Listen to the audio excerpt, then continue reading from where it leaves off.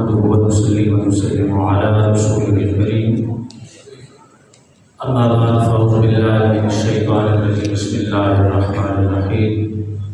واسأل الله من فضله إن الله كان بكل شيء عليما الصلاة والسلام عليك يا سيدي يا رسول الله وعلى آلك وأصحابك يا سيدي يا حبيب الله معزز اور محترم سامعین کرام، بالخصوص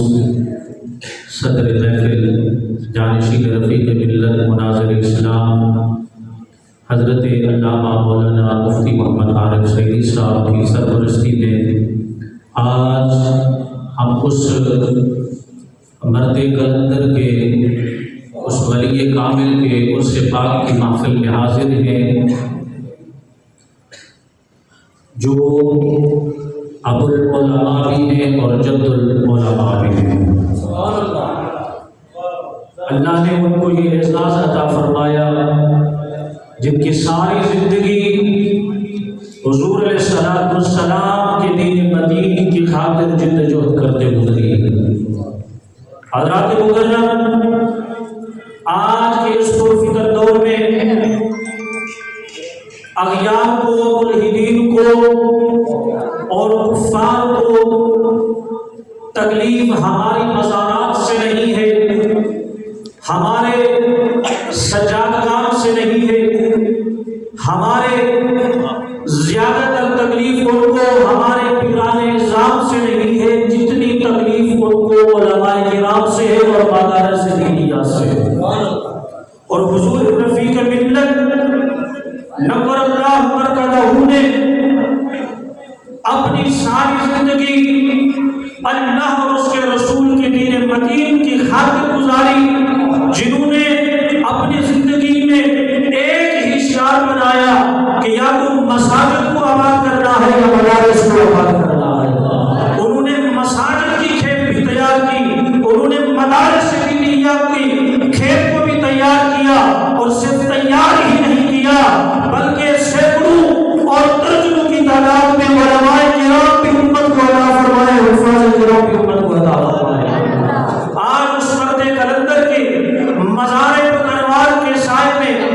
میں نے جو آیت کریمہ آپ کے سامنے پڑھی ہے، اس کے اوپر ایک ہی بات عرض کرنا چاہوں گا۔ اللہ رب العزت نے قرآن مجید کے اندر ارشاد فرمایا وَاسْأَلُوا اللَّهَ مِن فَضْلِهِ، فرمایا لوگوں اللہ سے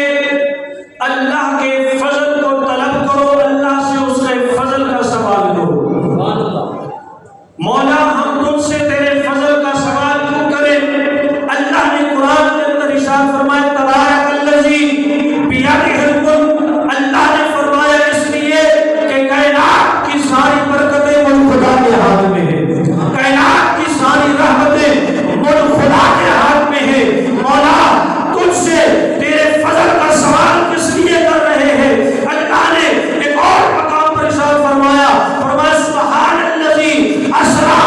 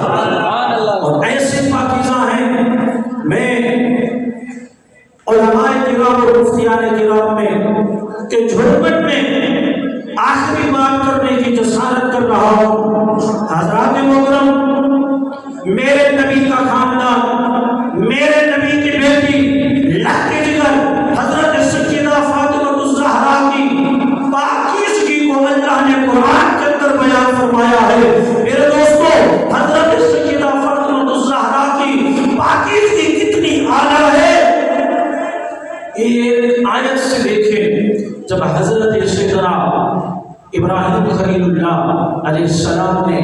اللہ کا گھر کعبہ بیت اللہ تعمیر کر لیا۔ اللہ رب العالمین نے انہیں حکم ارشاد فرمایا ان طہر بیتی للطائفین والعاکفین والرکع السجود۔